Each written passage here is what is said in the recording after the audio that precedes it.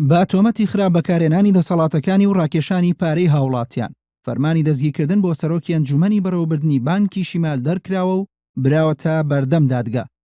پاشەوەی قەیرانی دارایی ڕووی کردە هەرێمی کوردستان، وردەوردەم قەیرانە ڕوبەڕووی هەموو لایەک بوویەوە و داگەیشتە ئاستێک کە زۆربەی سێکتەرەکانی هەرێمی کوردستانی گرتووەتەوە. لە ئێستادا زۆربەی هەرە زۆری بانکەکانی کوردستان تووشی قەیرانی دارایی بوون و لە نێویشیاندا بانکی شیمال کە بەهێزترین بانکی کەرتی تایبەت بوو لە عێراقدا، بەڵام ئەوەی جیاوازە لەم بانکەدا ئەوەیە کە بەشێکی زۆری پارەی هاوڵاتیان کە لەم بانکەدا دانرابوون لە لایەن چەند خاوەن پشکێکی ئەم بانکەوە ڕاکێشراوە بۆ پرۆژە و کاری تایبەتی خۆیان و لە ئیشی خۆیاندا بەکارهێنراوە. بەپێی زانەرەکانی هێنارتی فەرمانی دەستگیرکردن بۆ نەوزاد جاف دەرچووە کە سەرۆکی ئەنجومەنی بەڕێوەبردننی بانکی شیمالە و لە هەمان کاتیشدا خاوەنی بەشێکی زۆری پشکەکانی ئەو بانکەیە بە تۆمەتی خراپ بەکارهێنانی دەسەڵات. بۆ پێی ناوبراو هەستاوە بە ڕاکێشانی بڕەپارەیەکی زۆر بۆ بەرژەوەندی خۆی و پرۆژەکانی و تا ئێستا لە سلێمانی 6 داوای یاسایی لەسرە، چونکە زۆربەی ئەو پارانەی کە لەو بانکە دانراون پارەی خەڵک و هاوڵاتیانی سلێمانیە بە پلەیەک.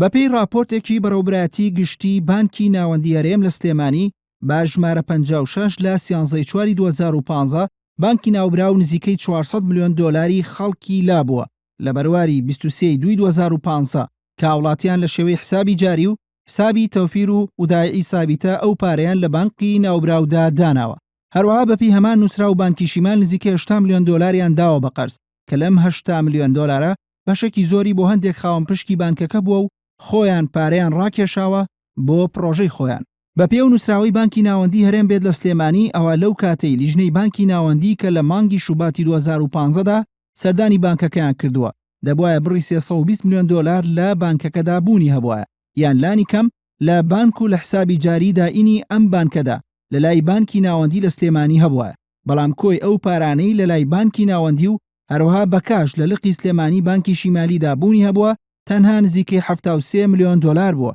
کە بەم پێ بێت بڕی نزیکەی 250 میلیۆن دۆلار نوقسانی پارە هەبووە کە پێویست بوو لە لقی سلێمانی بانکەکەدا بێت کە ئەمەش حاڵەتێکی تەواو سەیرە، چونکە لەو کاتەدا بەپێی ئەوەلیات و بەراییەکان بانکەکە ئەو پارەی نەداوە بە خەڵکی بە قەرز تا دیار نەمێنێت یان بڵێن بەهۆی قەیرانی داراییەوە خەڵکی نەتوانێت پارەکە بگێڕێتەوە. بەپێی لێکۆڵینەوەکەی لیژنەکەی بانکی ناوەندی هەرێم دەرکەوتووە کە ئەو پارەی دیار نەماوە و لە لقی سلێمانی دانیە. ڕەوانەی لقی بەغدادی بانکەکە کراوە و لە ئێستاشدا لە بەغدا هەمان کێشەیانێ و لەو لقەشدا کێشەی سویلیان هەیە و لە ئەمڕۆژدا 18/1/2016 کۆمەڵێک چەکدار هەڵیان کوتاوەتە سەر لقی بەغدادی بانکەکە. ئەوەی کا کێشەی گەورەیە و فەرمانی دەستگیرکردنی لەسەر دەرکراوە بۆ نەوزاد جاف سەرۆکی ئەنجومەنی بەڕێوەبردننی بانکەکە ئەوەیە کە ناوبراو هەستاوە بە دەرێنانی پارەی خەڵکی و بەکارهێنانی بۆ پرۆژەکانی خۆی بێ ڕەچاوکردنی مەرجەکانی قەرز کە بریتیە لە پێدانی زەمانەتی پێویست و هەروە پێدانی سوودی بانکی. ئەمە جگەلەوەی کە بە پێی سیستەمی بانکی